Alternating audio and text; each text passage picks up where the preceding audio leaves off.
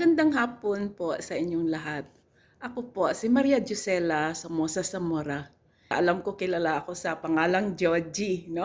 Dito sa Madrid. Ang isip ko kasi sa leader, ikaw yung leader. Magsabi ka ito gawin mo, susunod yung mga tao sa inyo, no?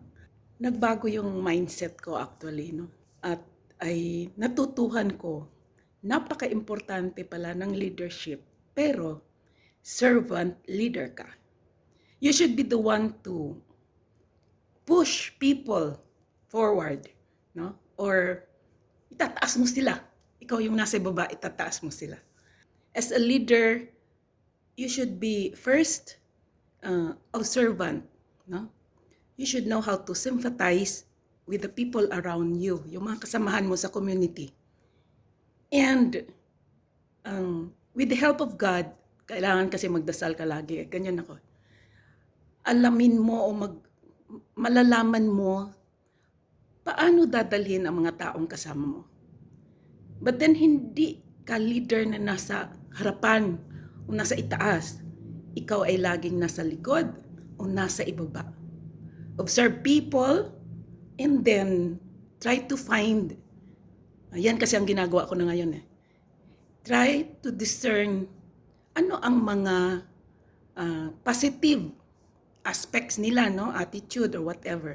Tapos yun ang i-build mo to help the community, no? Kasi pag ginagawa nila yung alam nilang kaya nila, malaking bagay yun, makakatulong talaga sila, no? They will be happy to do what they are doing because they love it. Kasali yun sa buhay na nila. But then, as a leader, dapat ikaw ang maghahanap ng, mag-observe o tulungan mo sila na mas ma-develop yung gift na yon from the Lord. And that is only possible if you think of yourself as a servant leader, hindi ikaw yung leader na nasa harapan. In short, servant leadership is humility, love, and believe that the first one who really showed service was the Lord, si Jesus Christ. Kaya po, yun, a very short explanation kung ano ang leadership para sa akin.